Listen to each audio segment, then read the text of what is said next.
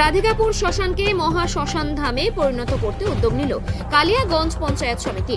উত্তর দিনাজপুর জেলার ভারত বাংলাদেশ সীমান্তবর্তী অঞ্চল রাধিকাপুর টাঙ্গন নদীর পাশে ছিল শ্মশান। বর্তমানে রাধিকাপুরের সেই শ্মশান বেহাল পরিস্থিতিতে পরিণত হয়েছিল। রাধিকাপুরের গ্রামবাসীরা কালিয়াগঞ্জ পঞ্চায়েত সমিতির সভাপতি হিরণময় সরকারের কাছে দাবি জানান, রাধিকাপুর শ্মশানকে পুনরায় যেন শ্মশানের রূপ দেওয়া হয়। গ্রামবাসীদের দাবিকে মান্যতা দিয়ে পঞ্চায়েত সমিতির সভাপতি হিরণময় সরকার রাধিকাপুর শ্মশানকে মহা শ্মশান ধামে রূপ দিতে পঞ্চায়েত সমিতির 15 ফান্ডস থেকে প্রায় 5 লক্ষ টাকা ধার্য করা হয়। শ্মশান সংস্কারে পুরনো শ্মশান যেমন সংস্কার করা হচ্ছে, তেমনি শবদাহ রাখার জন্য নতুন সেচ নির্মাণ করা হচ্ছে। কালিয়াগঞ্জ পঞ্চায়েত সমিতির সভাপতি হিরণময় সরকার শ্মশান সংস্কারের কাজ দেখতে পরিদর্শনে যান।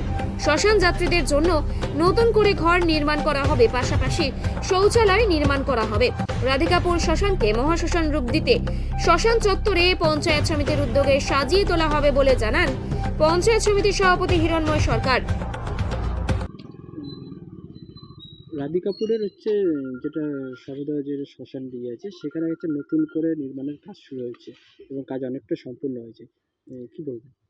আপনারা দেখতে পাচ্ছেন আজকে রাধিকাপুর অঞ্চলের মধ্যে এটা হচ্ছে আমাদের পার্কের পাশেই একটা শ্মশান আছে। এই শ্মশানটা দীর্ঘদিন ধরে একদম একটা পরিকাঠামোহীন হয়ে পড়েছিল। মানে শ্মশান ছিল, শ্মশান চুল্লিটা একদম নষ্ট হয়ে গেছিলো। তো আমি একদিন এসেছিলাম এখানে, আমার এখানকার যে আমার অঞ্চল প্রেসিডেন্ট আছে, মন্তজুলদা আছে, যা আমার এখানকার পঞ্চায়েত সমিতির মেম্বার যারা আছে, গ্রাম পঞ্চায়েত মেম্বার, এবং সর্বোপরি যারা এই শ্মশানে এখানে থাকে, আমাকে বলে যে সভাপতি সাহেব শ্মশানটা দেখেন কীভাবে ঠিক করে দেওয়া যায়। তা আমি যাই হোক, আমি ওনাদের কথা দিয়ে গেছিলাম যে শ্মশানটা যাতে একটা মহাশ্মশানে পরিণত করা যায়, তার জন্য পঞ্চায়েত সমিতি বদ্ধপরিকর। আমি পঞ্চায়েত সমিতির 15 ফিনান্স থেকে 5 লক্ষ টাকা ব্যয়ে, আজকে দেখতেই পাচ্ছেন আপনারা কাজ চলছে, অলরেডি কাজ শেষ হওয়ার পথে। এই শ্মশানটা যেটা মানে পরিত্যক্ত হয়ে পড়েছিল, সেটা শ্মশান চুল্লিটাকে রিপেয়ারিং করে উঁচু করে সেটা উঁচু করা হলো, এবং শব্দ রাখার জন্য আপনারা দেখতে পাচ্ছেন খুব সুন্দরভাবে বানিয়েছে। শব্দ রাখার জন্য একটা শেড করা হয়েছে এবং স্ল্যাব করে দেওয়া হয়েছে, যাতে মরা পুরানো করে যে নোংরা আবর্জনা যাতে নদীতে চলে যায়। এবং আমি এটাও বলেছি যে এখানে একটা পায়খানা বাথরুম করে দেবো, যাতে ওই পাশে একটা পায়খানা বাথরুম, ওটাও আমরা ধরেছি, পায়খানা বাথরুম করে দেবো।